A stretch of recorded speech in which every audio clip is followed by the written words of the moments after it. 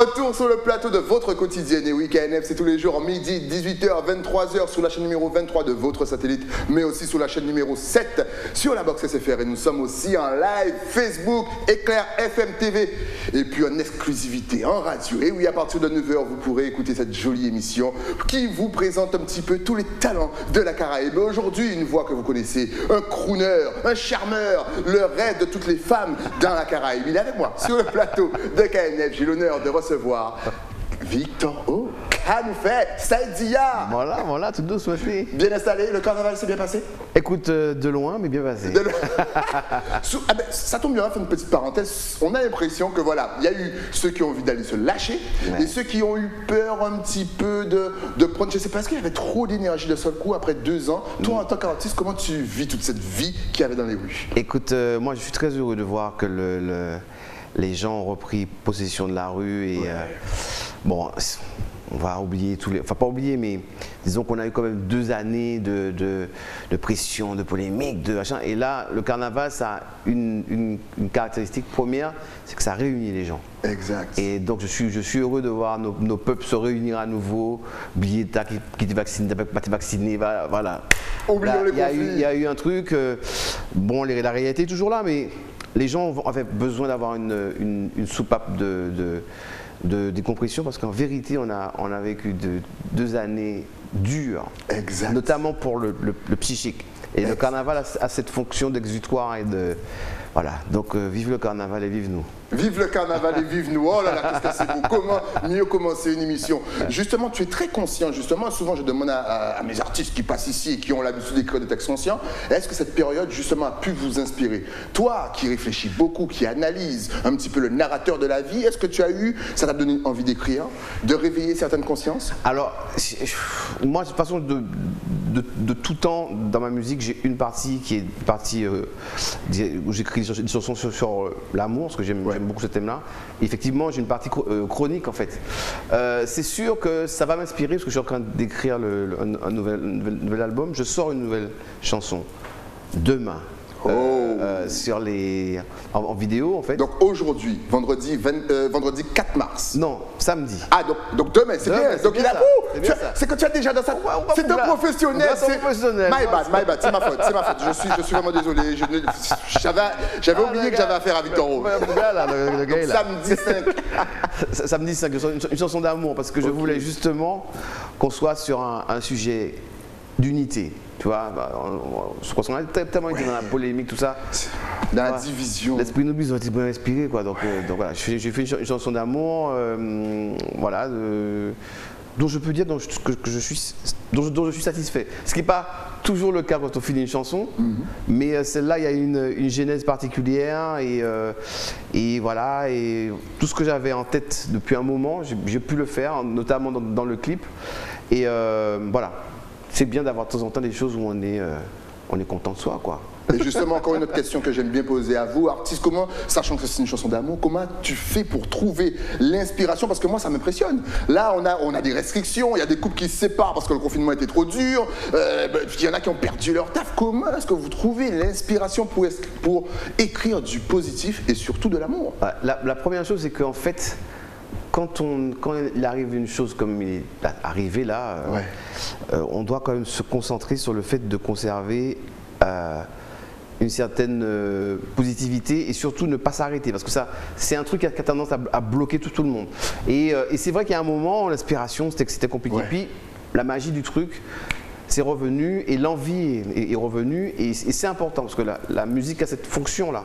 De pouvoir être une soupape de respiration pour les gens, tout ça. Et contrairement à ce que beaucoup de personnes pensent, ou certaines personnes pensent, c'est pas un truc futile. L'art et la musique, c'est essentiel dans la vie des gens. Et donc, c'est aussi un moteur. Tu vois. Et donc, ce qui est formidable avec le thème de l'amour, c'est qu'on n'a jamais fini d'écrire une chanson d'amour. Parce que chacune est particulière, chaque angle de vue personnel. Et donc, il y a toujours des choses à dire. Et voilà. Et justement, en parlant de chansons d'amour, tout le monde a en tête ton fameux Vinidou. Oui. Est-ce que, première question, forcément, est-ce que c'est la chanson qu'on te demande à chaque fois? Ou est-ce qu'il y en a une autre? Ou est-ce qu'elle arrive vraiment en première position, mais de loin? Alors, elle arrive en première position de loin parce que dans mes chansons, moi j'ai eu la chance d'avoir fait pas mal de succès écrits. C'est une catégorie différente.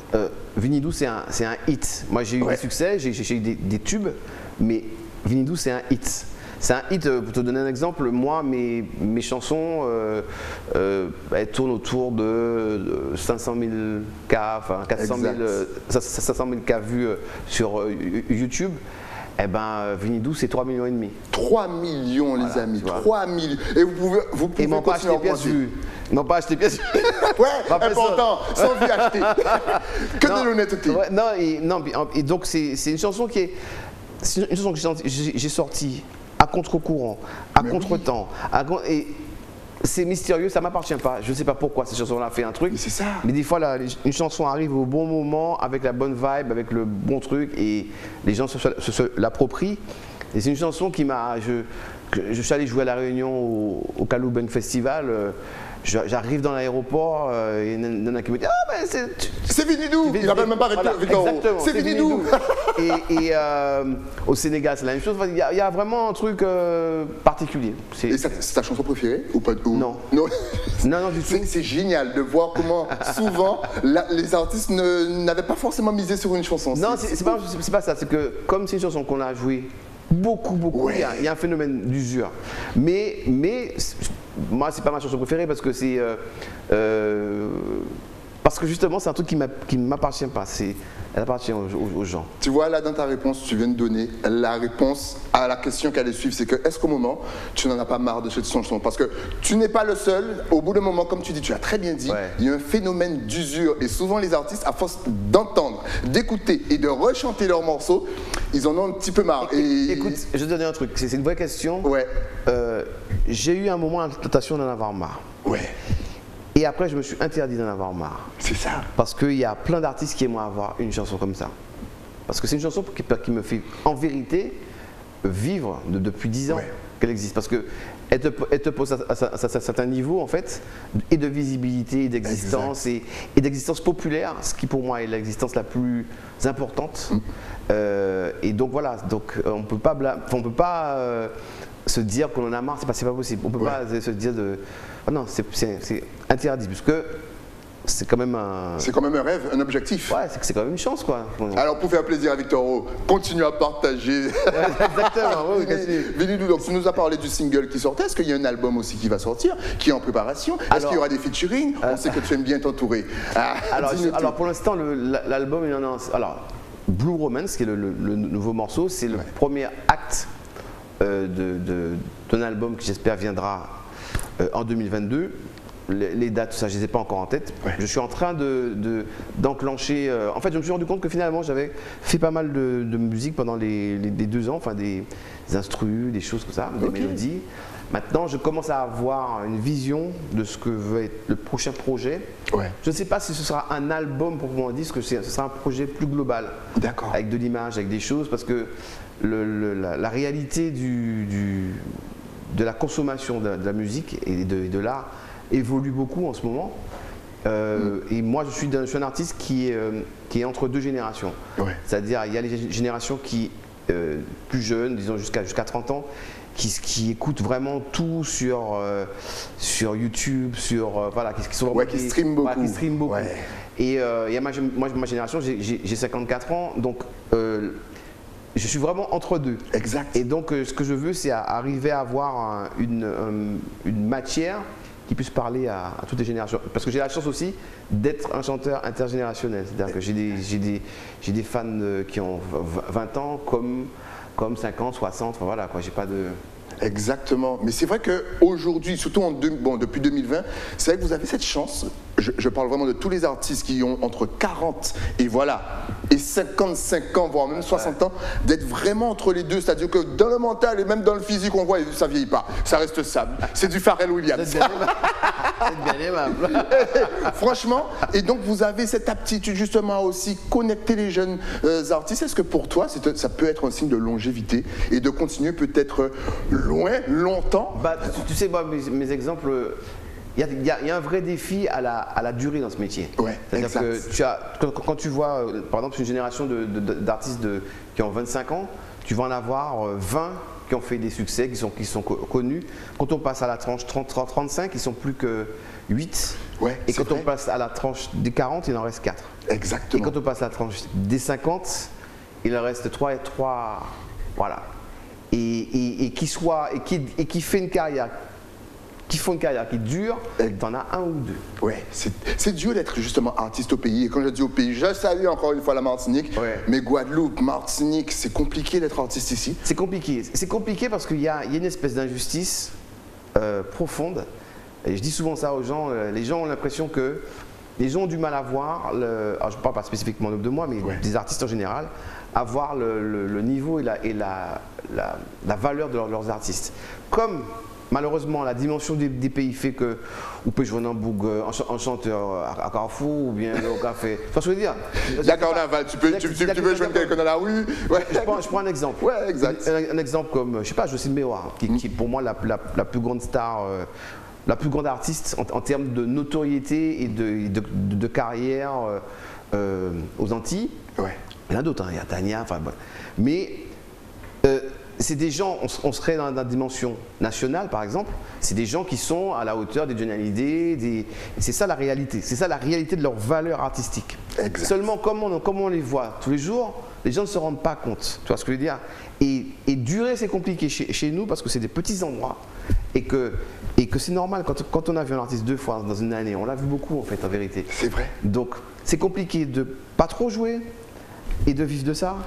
Et donc c'est vraiment c'est quelque chose qui est compliqué. Donc les gens dont la carrière dure, ça veut dire que you faut de chez faux. De chez faux, exactement. Ils ont un truc, tu vois. Je sais pas moi, par exemple les Alex Catherine Bierman, c'est vrai que qui sont pour moi les équivalents des Goldman en France. C'est des gens qui font une carrière. Ouais. Une carrière, c'est-à-dire vraiment, il y a 20 ans là qui sont là, les Dominique Coco, et voilà, c'est des gens à qui on doit un respect parce que faire ça, moi je suis dedans. C'est très difficile. Exact. Et de rester attractif. Moi, je vois une personne comme Tania qui se remet tout le temps en cause, qui cherche, qui prend des risques. Les gens ne se rendent pas compte. Les gens ne se rendent pas compte quand elle dit qu'elle va faire, par exemple, un truc un peu plus jazz. C'est un vrai risque. Mais c'est aussi le signe des grands artistes. Exactement. À mon avis, si tu veux durer, il y a un moment, il faut que tu sortes de ta zone de confort. Tania est un très bon exemple pour ça. Ouais. Parce que c'est quelqu'un elle n'est jamais figée et elle pourrait, elle a fait des tubes. C'est quelqu'un qui veut faire 2 heures de concert, vous connaissez, les 2 heures de chanson. Exactement, chaque morceau, c'est vrai. Il n'y a pas beaucoup d'artistes qui font ça. Tu as Kassav qui fait ça, il n'y en a pas beaucoup. Hein. C'est vrai. Donc, il faut vraiment que les gens, c'est pour ça qu'il faut soutenir nos artistes, parce que c'est un travail d'abord, premièrement, et qu'on a un travail beaucoup plus dur qu'ailleurs. C'est vrai. Voilà. Il a tout dit, il a tout bien dit, résumé. Encore une fois, réagissez sur les réseaux sociaux. Et si vous êtes d'accord, n'hésitez pas à aller sur la page de l'artiste et partager sa musique. D'ailleurs, toi, on va te voir un petit peu partout en Guadeloupe ce week-end. Donc ça commence quand? Tu vas où? Tu seras avec qui? Tu vas jouer quoi? Alors, et ça va durer combien de temps? 5 questions. Toutes les réponses sont ici. Alors, on aura joué à Goyave, au Jardin d'eau jeudi. Ce soir, on va jouer à Marie-Galante, à la Casasic. Je suis content de revenir à Marie-Galante. J'avais été jouer au festival il y a quelques années, j'avais adoré. Marie-Galante, c'est un il y a une vibe là-bas. Il y a une vibe, voilà. Wow, oui, ensuite, nous serons à Beauport, à Port-Louis, une ville que j'affectionne particulièrement. On a chacun un coin magique en Guadeloupe. Moi, c'est Port-Louis. Et donc on sera à Beauport, parce que c'est un site merveilleux, formidable, avec une programmation artistique. intéressante. Et puis, on finit dimanche dans un autre lieu que j'adore, qui est le Plaisir, qui est un restaurant qui est sur un accotement au bord d'une rivière, qui est un lieu tout à fait magique avec une atmosphère. C'est un concert en plus en début d'après-midi, donc à la suite du repas, c'est vraiment, ça va être chouette. En plus, c'est un dimanche. Et quand il fait la pub du lieu, franchement, il ne vous ment pas, parce que même en antenne, il me dit c'est magnifique ce lieu. Waouh! Et donc, allez-y, sortez, changez-vous les idées, ça va faire du bien. Lorsqu'on reprend un petit peu, tu avais arrêté ou tu as pu jouer lorsqu'il y avait des réouvertures ou lorsqu'on vous permettait de jouer, mais assis sans bouger? J'ai eu la chance les premières vacances en suivant le premier confinement. C'est comme qu'on citait à l'ancien temps. Là. Ouais, je te jure. Du temps du premier confinement. En longtemps.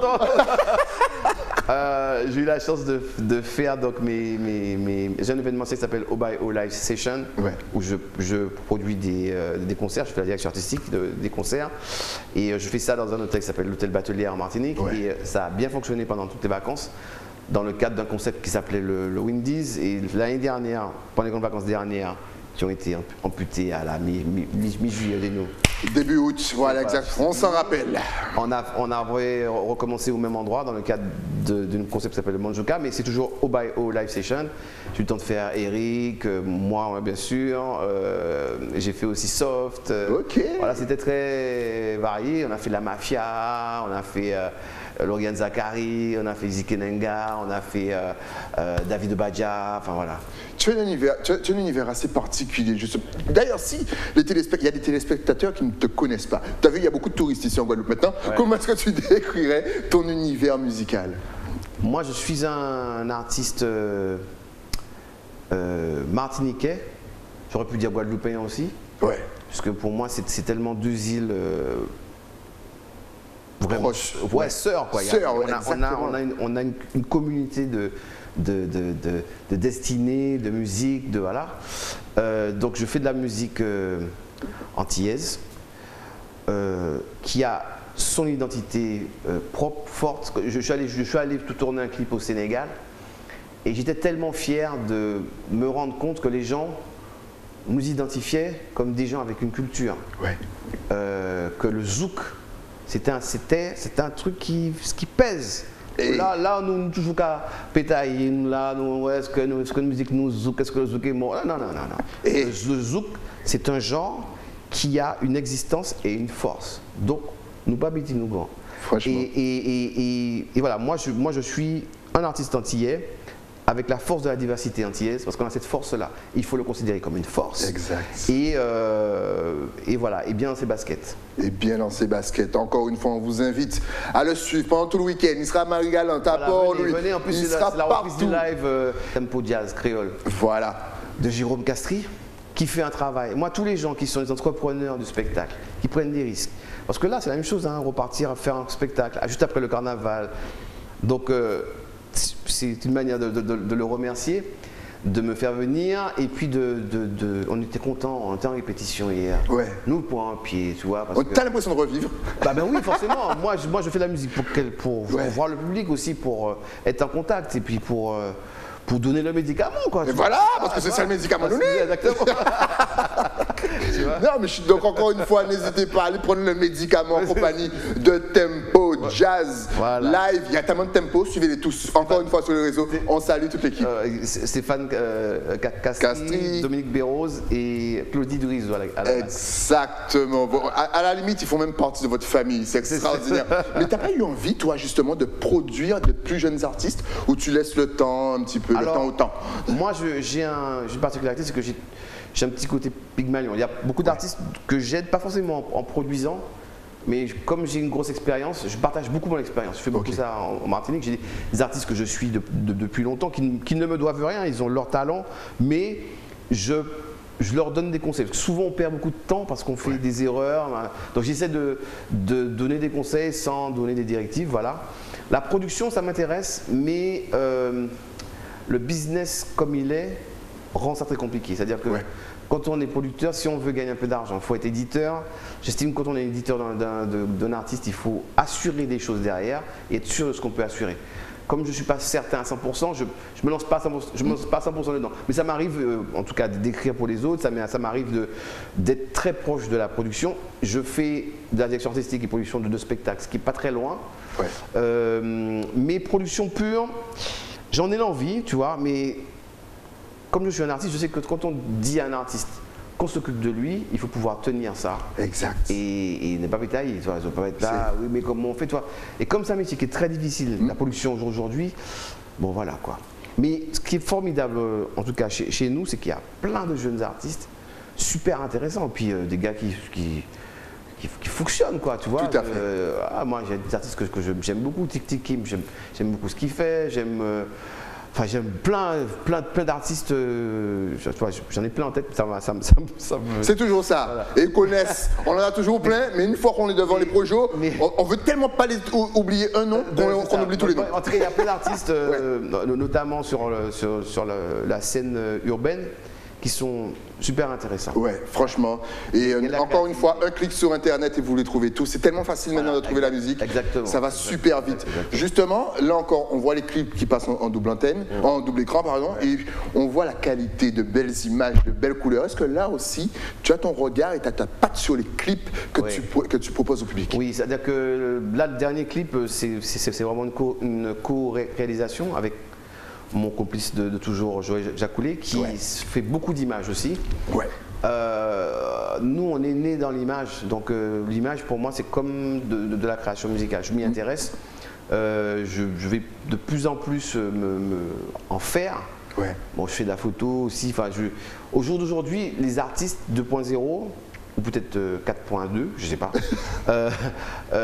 on est obligé de s'intéresser en tout cas à minima à l'image. Et je pense que de plus en plus, comme moi, conçoivent les produits globalement. Mon dernier clip, j'ai pensé la chanson, les paroles, et j'avais déjà en tête le synopsis du clip, j'avais déjà en tête la personne qui jouerait avec moi dans le clip, vous allez voir, surprise, guadeloupéenne. C'est comme le gâtise. Exclusive. C'est une séance, monsieur. Exact. Teasing. Teasing. Eh oui, c'est comme ça que ça s'appelle. On a hâte d'être à samedi. Et donc, voilà, tout ça, c'est un ensemble, une réflexion. Et j'incite tous les jeunes artistes à vraiment s'intéresser, pas forcément toujours tout faire, parce que c'est bien d'avoir aussi l'apport des autres et de la vision des autres, parce que c'est une tendance qui est liée au fait qu'on a tous des ordinateurs, tous des appareils numériques, des réflexes, tout ça. Avoir tout ça et avoir des images en tête ne veut pas dire qu'on sait faire. C'est super important. Donc moi, souvent, j'interviens à des niveaux, au niveau de l'écriture du synopsis, au niveau de la choréale. Par exemple, là, concrètement, comme j'étais derrière la caméra, j'ai laissé complètement carte blanche à Joël. Et il y avait Izzy d'ailleurs qui faisait aussi des plans. Parce que Izzy fait beaucoup d'images aussi. Beaucoup d'images. Si vous avez suivi l'interview, vous comprenez exactement de quoi Victor est en train de vous parler. Donc Izzy est venu, puisqu'on est un peu dans la même team, il est venu me donner un coup de main, il a fait des plans, voilà quoi. Tu vois, c'est vraiment un truc. Et donc, je vais te poser la même question qu'Izzy. Est-ce que vous ne rêvez pas de faire un petit court-métrage, limite un petit court-métrage en mode comédie musicale, comme les Américains? Ou est-ce que c'est encore trop tôt pour le public guadeloupéen? Est-ce qu'il va suivre? Je crois qu'il ne faut pas penser en termes de public guadeloupéen martiniquais. On a la chance d'avoir des instruments numériques qui nous plongent directement dans le monde. Il faut cesser de ne penser que pour nous. Et avoir l'ambition d'entrer, de se dire c'est pour le monde. Ah, c'est beau. Ce que l'on est, on le porte en nous. Exact. On le porte sur notre visage, sur notre culture, donc on n'a pas besoin de dire rien. On n'a rien à vendre de plus à nos compatriotes qui connaissent, on est issus de la même culture. Ce qui peut être intéressant, c'est de leur donner l'envie de soutenir ce qu'on fait pour partir à la conquête du monde. Je ne vois même pas mettre de guillemets, en fait, partir à la conquête du monde. Parce qu'il y a plein d'artistes qui viennent de cultures qui ne sont pas les nôtres, je ne parle pas forcément qu'américaines. Moi, j'écoute des artistes capverdiens, tout ça. on est capable de les écouter, donc l'inverse est vrai, et ils nous écoutent. Tout à fait. Voilà. Pour les gens du Mozambique, l'Angola, tout ça, on existe. Hein. Exactement. On est même des fois l'espèce de pays mythique, le pays du zouk. Ouais, exactement. Alors que nous, c'est deux petits bagailles. C'est fou, hein? Et on a une culture énorme. C'est beau. Victor nous parle même des frissons. Donc, encore une fois, n'oubliez pas, il sera à Marie-Galante, à Port-Louis. On a toutes les affiches en double écran. Donc, sortez de chez vous. Il n'y a plus de confinement. Les gens ont dit qu'il n'y a plus de carême parce que ça fait 2 ans qu'on est en carême. Ça, c'est sûr. Ça, c'est sûr. Il n'y a personne qui veut le faire cette année. Bien entendu, je ne critique pas la religion. Ne m'écoutez pas. Si vous voulez faire votre carême, faites votre carême. En tout cas, nous, vendredi, samedi et dimanche, on est avec Victoro et avec Tempo. On rappelle, et puis on vous rappelle aussi que samedi, Victoro vous offre en exclusivité un morceau, une romance, de l'amour. Ça fait du bien, bien entendu. Tu fais aussi les t-shirts. Comment avoir son t-shirt? Est-ce que tu fais pour les hommes, pour les femmes? Alors, comment ça se passe? Bientôt, il y aura le site en ligne. Donc, ma marque s'appelle Obaio. D'ailleurs, mes événements s'appellent Obaio Live Session. Ouais, En fait, c'est aussi notre réalité, c'est que les artistes ayant perdu une grosse source de leurs revenus qui sont les CD, et que donc on est obligé de globaliser un peu la manière de pouvoir en vivre. Exact. Et comme moi je suis un passionné des marques et du branding, ça fait 6 ans que j'ai ce concept-là, et cette année on passe à notre niveau avec du merchandising et un vrai développement de marque. Exact. Donc encore une fois, hommes, femmes, n'hésitez pas à commander. Et si vous voulez assister à un petit live avec votre t-shirt, et histoire de lui montrer que vous êtes totalement à fond derrière lui. Et même répondez à une de mes questions. Si il fait pour les chiens et les chiennes. Moi j'ai un petit chien, je te jure que je l'habille. Et je fais plein de feeling quand je sors. Et je te jure que ça va marcher. Nous sommes des amoureux des chiens ici. Non, il n'y a pas de souci, vive les animaux. Personne n'a encore pensé à ça. Moi, si dans 1 an, il n'y a personne qui le fait, moi je le fais. La date est posée. On a pris date. Exactement. En tout cas, si maintenant on veut te suivre, voir quelles sont tes nouveautés, où tu seras après, je vous rappelle, après Port-Louis, Marie-Galante et compagnie, est-ce que tu es connecté sur les réseaux sociaux? Est-ce que tu as Facebook, Instagram ou même YouTube? Regarde, ça va s'afficher. Et on salue bien sûr Tempo. Regardez-moi cette affiche qu'il y aura. Ça me donne envie de sortir, de chanter, de danser. En tout cas, connectez-vous. Voilà. Voilà, il y a tout là. Il y a tout. Victor O, la page fan, Instagram. Et puis le YouTube Obaio Online. Donc, excellent. Donc encore une fois, on vous rappelle l'importance de partager les morceaux. Ne gardez pas tout pour vous. Vous aimez, vous cliquez like et puis après vous partagez dans les groupes WhatsApp, sur Facebook et en story Instagram. Voilà. Quels sont tes projets justement pour fin 2022? Fin 2022. Alors beaucoup de. Est-ce que tu arrives à te projeter justement? Oui, il faut. Je suis obligé, moi, c'est mon métier. Parce qu'on est un petit peu dans, on ne sait pas à quelle sauce on va te manger. On a eu une grande difficulté, c'est de pouvoir se projeter, puisqu'à chaque fois on avait des coups d'arrêt. D'ailleurs, je pense que les coups d'arrêt, on les a intégrés. C'est-à-dire que moi, je ne me dis pas qu'on est reparti pour machin. Au moins, ça peut. Bon, à tout moment, ça peut tomber. Voilà. Ouais. Donc pour moi, 2022, c'est beaucoup de travail sur le développement de marque. Ouais. C'est mon sujet numéro 1, au même niveau que la musique, c'est-à-dire que je me suis remis à écrire, je sors ce premier titre-là, je pense que dans 3 mois il y en aura un autre, et qui est déjà fait, et puis fin 2022 il y aura un album, j'espère, ou début 2023, soyons prévoyants. Exactement. Et puis envie de faire ce que j'ai en tête, enfin j'en ai fait un petit peu, mais j'aime beaucoup le spectacle vivant et la mise en scène. Et tu parlais de comédie musicale, c'est un genre, alors peut-être pas sous la forme de comédie musicale, mais le spectacle mise en scène, spectacle vivant mise en scène, c'est un truc qui m'intéresse. Donc j'espère pouvoir développer un petit projet que j'ai en tête. Et puis on a hâte. Voilà. Franchement, encore une fois, soutenez vos artistes, c'est important. Et si tu avais un message justement pour les jeunes artistes, comment construire, comment se construire en tant qu'artiste, quel conseil peux-tu leur donner? Alors déjà, le premier conseil que je leur donne, c'est de prendre ce qu'ils font au sérieux. Ouais. C'est-à-dire que c'est un vrai métier et qu'il faut se mettre toujours dans la position qu'on ne, comment dire maintenant, qu'il ne faut pas mettre à djindjin. Oh. C'est-à-dire que il faut que la posture qu'ils ont impose le respect. Oh. Pas qu'on leur dise, ouais, c'est un musicien, ouais, c'est musique, ça va très vite ça. Ouais, donc, il faut que lorsque les gens voient l'artiste, ils se disent, bon, on va mettre les formes. C'est très important. Deuxièmement, il faut qu'ils aient en tête que c'est une profession de coureur de fond avec beaucoup de down et peu de up. Et qu'à chaque fois qu'il y a un up, il faut être en capacité de saisir ça comme une opportunité de franchir un pas. Parce que c'est un métier où il faut savoir, c'est un métier très stratégique. C'est hyper stratégique. C'est-à-dire que si on fait des mauvais choix, si on s'entoure des mauvaises personnes, si on prend les mauvaises décisions, on peut passer de très up à très bas. Exact. Et voilà. Et puis, dernière chose, donc c'est un métier de coureur de fond, il faut avoir du souffle. Dernière chose, c'est qu'il ne faut jamais rien prendre pour acquis. Voilà. Le succès, c'est très relatif. Mon ami, quand il y a oublié dans un petit moment. C'est comme ça, c'est la nature humaine, c'est normal, les choses, il y a d'autres personnes talentueuses, et voilà. Et donc ça veut dire que quand on a construit ça comme un vrai métier, ça veut dire qu'on acquiert des techniques, des manières de faire, des choses qui font qu'au moment où c'est un peu plus machin, ben, on sait nager, on sait, voilà. Et puis, il faut observer des gens qui font bien pour s'en inspirer. Pas pour copier. Pas pour copier. Oh là là, il est fort. Pour s'en inspirer. Parce que lorsque quelqu'un est plus fort que soi, on a toujours à apprendre. Exactement. Ah ouais, voilà, c'est ça. Donc ça veut dire, pour finir, que c'est un métier qu'il faut faire avec détermination, mais avec beaucoup d'humilité.